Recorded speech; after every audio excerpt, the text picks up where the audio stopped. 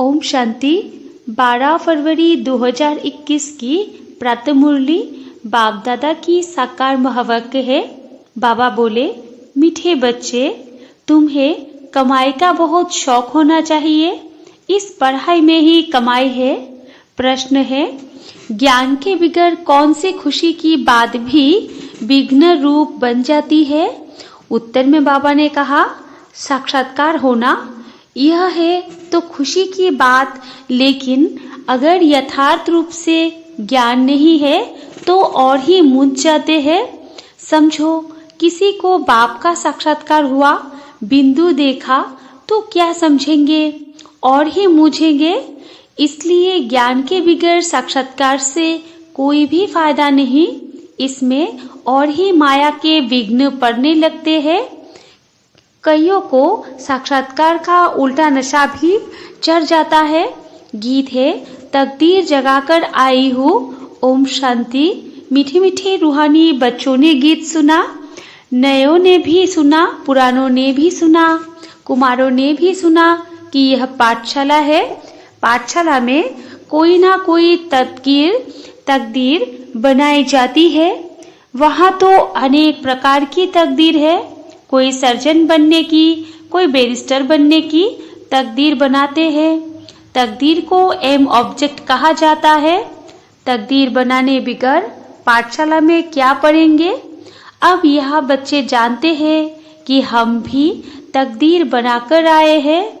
नई दुनिया के लिए अपना राज्य भाग्य लेने आए हैं। यह राजयुग है ही नई दुनिया के लिए, वो है पुरानी दुनिया के लिए। वो पुरानी दुनिया के लिए बैरिस्टर, इंजीनियर, सर्जन आदि बनते हैं। वो बनते बनते अभी पुरानी दुनिया का तो टाइम बहुत थोड़ा रहा है। वो तो खत्म हो जाएंगे। वो तकदीर है इस मृत्युलोक के लिए, यानी इस जन्म के लिए। तुम्हारी यह पढ़ाई है नई दुनिया के लिए। तुम नई दुनिया के लिए तकदीर बनाकर आए हो। नई दुनिया में तुमको राज्य भाग्य मिलेगा। कौन पढ़ाते हैं? बेहद का बाप, जिनसे ही वर्षा पाना है। जैसे डॉक्टर से डॉक्टरी का वर्षा पाते हैं, वो हो जाता है इस जन्म का वर्षा। एक तो वर्षा मिलता है बाप से, दूसरा वर्षा मिलता है अपनी पढ़ाई का। अच्छा, फिर जब बूढ़े होते हैं तब गुरु के पास जाते हैं। क्या चाहते हैं? कहते हैं, हमको शांति धाम में जाने की शिक्षा दो, हमको सद्गति दो, यहाँ से निकाल शांति धाम ले जाओ। अब बाप से वर्षा मिलता है, टीचर से भी वर्षा मिलता है इस जन्म के लिए। बाकी गुरु से कुछ भी मिलता नहीं। टीचर से पढ़कर कुछ ना कुछ वर्षा पाते हैं। टीचर बने, सुबिंग टीचर, सिलाई टीचर बने, क्योंकि आजीविका तो चाहिए ना।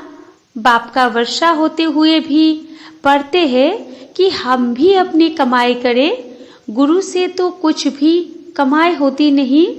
हाँ, कोई कोई गीता आदि अच्छी रीति पढ़कर फिर गीता पर भाषण आदि करते हैं। यह सब है अल्पकाल सुख के लिए। अब तो इस मृत्यु लोक में है थोड़ा समय, पुरानी दुनिया खत्म होनी है। तुम जानते हो, हम नई दुनिया की तकदीर बनाने आए हैं। यह पुरानी दुनिया खत्म होनी है। बाप की वाह अपनी मिल्कियत भी भस्म हो जाएगी। हाथ फिर खाली हो जाएंगे। अभी तो कमाई चाहिए नई दुनिया के लिए। पुरानी दुनिया के मनुष्य तो वो करा नहीं सकेंगे। नई दुनिया के लिए कमाई कराने वाला है शिव बाबा। यहाँ तुम नई दुनिया के लिए तकदीर बनाने आए हो। वो बाप ही तुम्हारा बाप भी है, टीचर भी है, गुरु भी है, और वो आते भी है संगम पर भविष्य के लिए कमाई करना सिखाते हैं। अब इस पुरानी दुनिया में थोड़े रोज है। यह दुनिया के मनुष्य नहीं जानते। कहेंगे, नई दुनिया फिर कब आएगी? यह गोपुरा मारने वाले हैं। ऐसे समझने वाले भी बहुत है। बाप कहेंगे नई दुनिया स्थापन होती है। बच्चा कहेगा यह गौपुरा है। तुम बच्चे समझते हो नई दुनिया के लिए यह हमारा बाप टीचर सतगुरु है। बाप आते ही है शांतिधाम सुखधाम में ले जाने। कोई तकदीर बने नहीं बनाते हैं, गोया कुछ भी समझते नहीं है। एक ही घर में स्त्री पढ़ती है, पुरुष नहीं पढ़ेगा।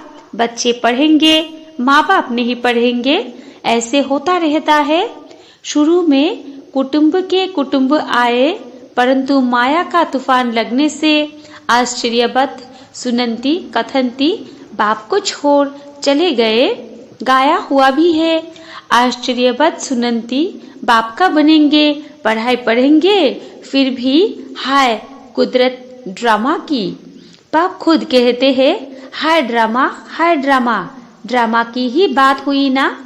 स्त्री पुरुष एक दो को डाइवर्स देते हैं, बच्चे बाप को फारकती देते हैं। यहाँ तो वो नहीं है, यहाँ तो डाइवर्स दे न सके।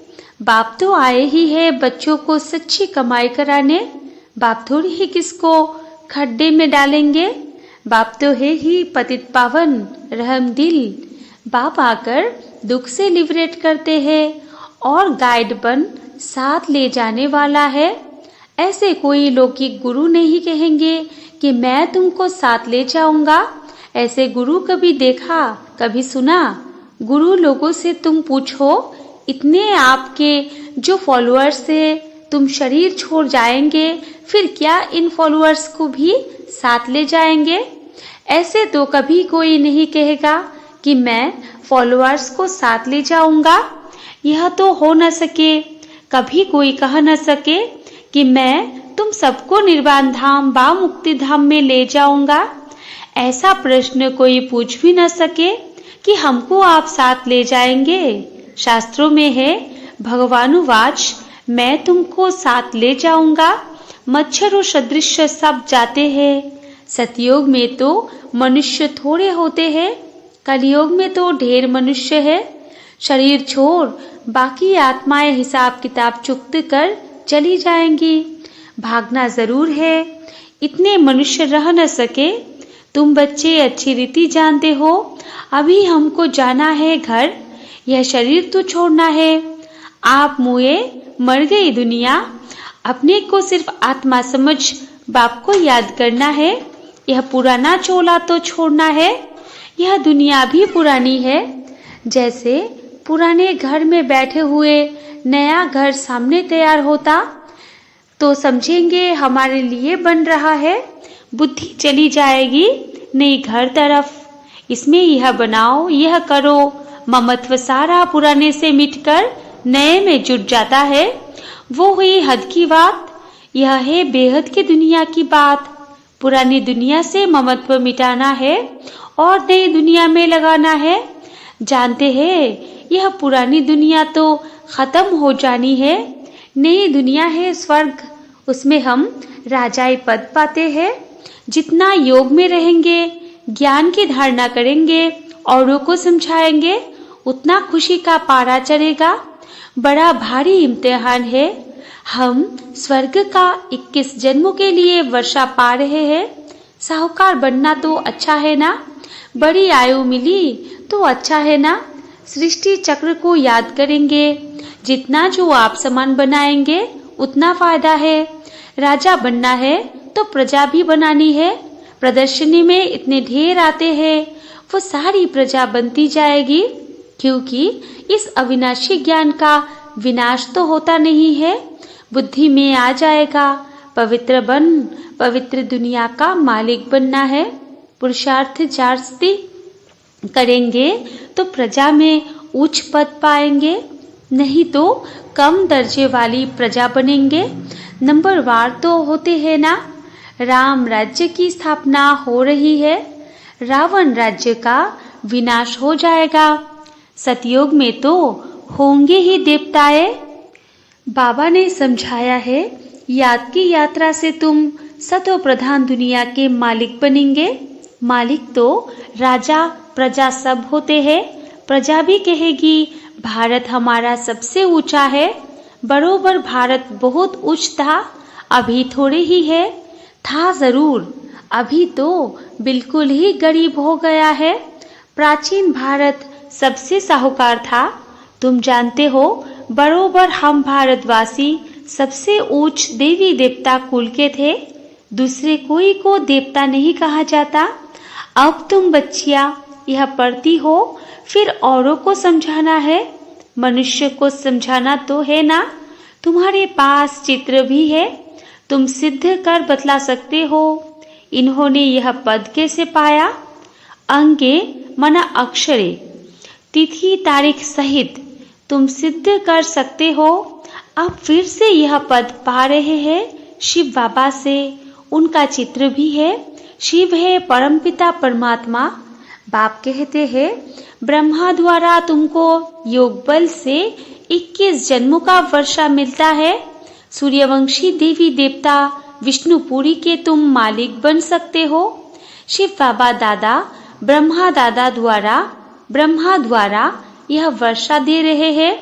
पहले इनकी आत्मा सुनती है, आत्मा ही धारण करती है। मूल बात तो है ही यह। चित्र तो शिव का दिखाते हैं। यह चित्र परमपिता परमात्मा शिव का है। ब्रह्मा विष्णु शंकर है, सूक्ष्म वतन के देवताएं। प्रजापिता ब्रह्मा तो जरूर यहाँ चाहिए। प्रजापिता ब्रह्मा के बच्चे ब्रह्म कुमार कुमारियां ढेर है। जब तक ब्रह्मा के बच्चे ना बने तो ब्राह्मण न बने तो शिव बाबा से वर्षा कैसे लेंगे? कुख की पैदाइश तो हो न सके। गाया भी जाता है मुख वंशावली। तुम कहेंगे हम प्रजापिता ब्रह्मा की मुख वंशावली है, वो गुरुओं के फॉलोअर्स होते हैं। यहाँ तुम एक को ही बाप टीचर सदगुरु कहते हो, 100 भी इनको नहीं कहते हो। निराकार शिव बाबा भी है, ज्ञान का सागर है। सृष्टि के आदि मध्य अंत का ज्ञान देते हैं। टीचर भी वो निराकार है जो साकार द्वारा ज्ञान सुनाते हैं। आत्मा ही बोलती है। आत्मा कहती है, मेरे शरीर को तंग मत करो। आत्मा दुखी होती है तो समझानी दी जाती है, जबकि विनाश सामने खड़ा है। पारलौकिक बाप आते ही है, अंत में सबको वापस ले जाने। बाकी जो भी कुछ है यह सब विनाश होने का है। इनको कहा जाता है मृत्यु लोक। स्वर्ग तो यहाँ पृथ्वी पर होता है। दिलवाड़ा मंदिर बना हुआ है, नीचे तपस्या कर रहे हैं, ऊपर में है स्वर्ग। नहीं तो कहाँ दिखाए? ऊपर में देवताओं के चित्र दिखाते हैं, वो भी होंगे तो यहाँ ना। समझाने की बड़ी युक्ति चाहिए, मंदिरों में जाकर समझाना चाहिए। यह शिव बाबा का यादगार है जो शिव बाबा हमको पढ़ा रहा है। शिव है वास्तव में बिंदी, परंतु बिंदी की पूजा कैसे की जाए, फल फूल कैसे चढ़ाया जाए, इसलिए बड़ा रूप बनाया है। इतना कोई होता नहीं है। गाया भी जाता है, ब्रुकुटी के बीच चमकता है अजब सितारा। है भी अति सूक्ष्म बिंदी है। बड़ी चीज हो तो साइंस आदि वाले झट उनको पकड़ ले। न इतना 1000 सूर्य से तेज वाला है, कुछ भी नहीं। कोई कोई भगत लोग भी आते हैं ना, कहते हैं बस हमको यह चेहरा देखने में आता है। बाबा समझाते हैं उनको परमपिता परमात्मा का पूरा परिचय मिला नहीं है। अभी तकदीर ही नहीं खुली है। जब तक बाप को न जाने, यह न समझे कि हमारी आत्मा बिंदी समान है, शिव बाबा भी बिंदी है, उनको याद करना है। ऐसे समझ जब याद करे तब विकर्म विनाश हो। बाकी यह देखने में आता है, ऐसा दिखता वैसा दिखता, इसको फिर माया का विघ्न कहा जाता है। अभी तो खुशी में है, हमको बाप मिला है। बाप कहते हैं कृष्ण का साक्षात्कार कर बहुत खुशी में डांस आदि करते हैं, परंतु उनसे कोई सद्गति नहीं होती। यह साक्षात्कार तो अनायास ही हो जाती है। अगर अच्छी तरह से पढ़ेंगे नहीं तो प्रजा में चले जाएंगे। साक्षात्कार का भी फायदा तो मिलना है ना। भक्ति मार्ग में बड़ी मेहनत करते हैं तब साक्षात्कार होता है, यहाँ थोड़ी भी मेहनत करते हैं तो साक्षात्कार होता है, लेकिन फायदा कुछ नहीं। कृष्णपुरी में साधारण प्रजा आदि जाकर बनेंगे। अभी तुम बच्चे जानते हो, शिव बाबा हमको यह नॉलेज सुना रहे हैं। बाप का फरमान है पवित्र जरूर बनना है, परंतु कोई कोई पवित्र भी रह नहीं सकते। कभी पतित भी यहाँ छिपकर आ जाते हैं। वो अपना ही नुकसान करते हैं, अपने को ठगते हैं।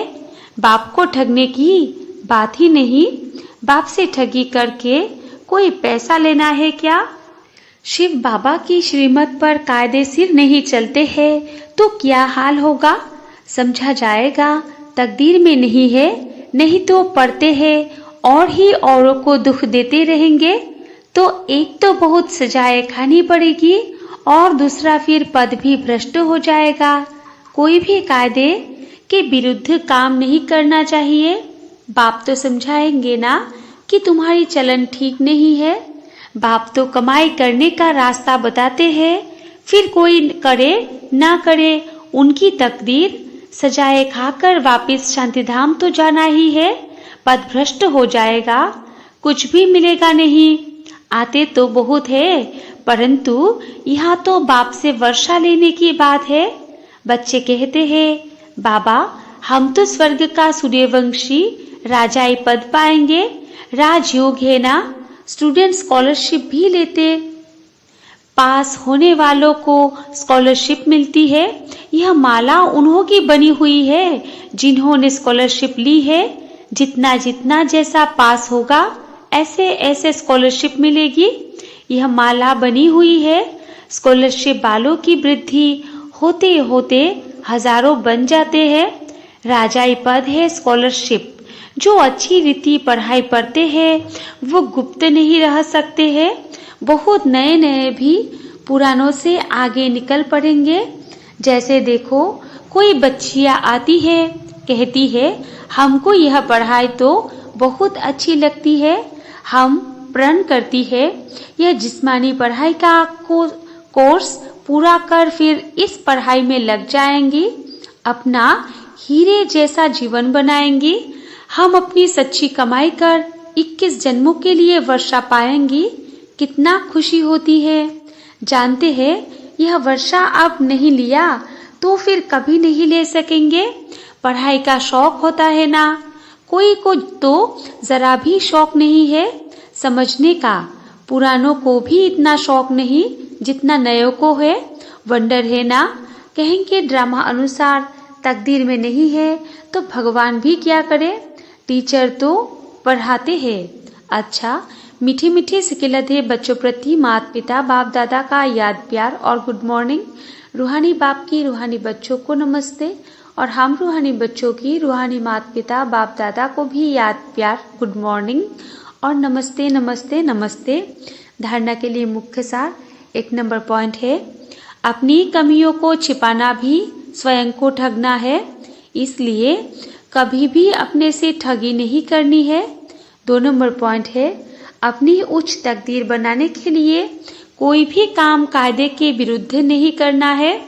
पढ़ाई का शौक रखना है, आप समान बनाने की सेवा करनी है।